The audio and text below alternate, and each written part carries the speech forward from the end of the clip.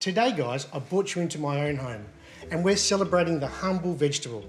We're blessed here in WA with perfect growing conditions that start all the way up in the Ord River in Kununurra, through to the Gascoyne, down to the Midwest, into the Perth, and then flowing through to Albany in the late summer, which means that we get vegetables pretty much all year round. We're pretty lucky. The dish I'm going to be doing today is a take on sticky rice, but without using any rice. We're actually going to be using cauliflower instead. Now we're going to be doing the syrup. We're going to use a 1/4 cup of coconut sugar, a 1/4 cup of lime juice, and a 1/4 cup of tap water. Into the pot, mix it all around, and then put it onto the stove. Next thing is, we're going to grab the cauliflower, we're going to make a cauliflower rice. So I'm going to take a little piece and then chop it up. You can use a food processor if you like. Set that aside, and then what I've got here is some beautiful young coconut, around 40 grams. I'm going to chop that up nice and fine as well to mix in with the cauliflower rice.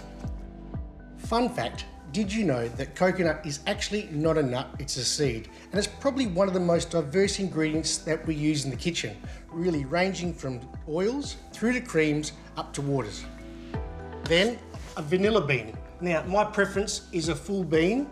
Otherwise you could just use some beautiful vanilla essence. When we're doing the vanilla bean, we just want to take our knife and run it along the pod and then scrape the pod out with your knife. Mixed into there. Set this aside for later on, just in case you want to mix it with your sugar, and you can create some beautiful vanilla sugar with it. So keep chopping up till it gets to a beautiful rice consistency. Then into a bowl.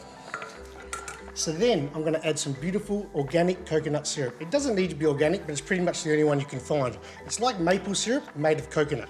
Just a little drizzle of that, nice and thick like molasses. And then just grab a little spoon out and mix it around. And then it becomes nice and sticky and ready for the base for the mango.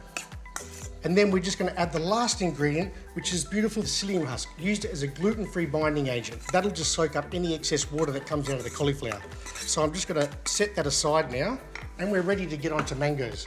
Now it's always important to use local fruit and veg, because if you use local fruit and veg, that means it spends less time in transit. Less time in transit means better quality fruit and veg for you, and you're supporting local farmers. Now in WA, there's about 5 varieties of mangoes, but the 2 main varieties are Kensington Pride and R2E2. Now which one you say? I like the R2E2 because it's got a little bit more sourness to it. But if you're a sugar fiend, definitely the Kensington Pride. We're just going to cut the cheeks off, like that. So it's nice and soft on the inside, it's ripe, ready to go. I'm just going to take off 3 little slices of each cheek and then run my knife along the skin, setting aside the skin on one side and the mango on the other. Now, just going to slice it up, a little bit chunky.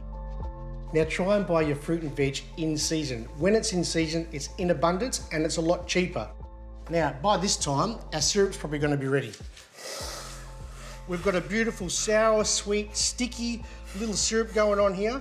We're going to finish the dish with this. When it's a little bit warm, it's going to make it beautiful. And we're ready to plate up.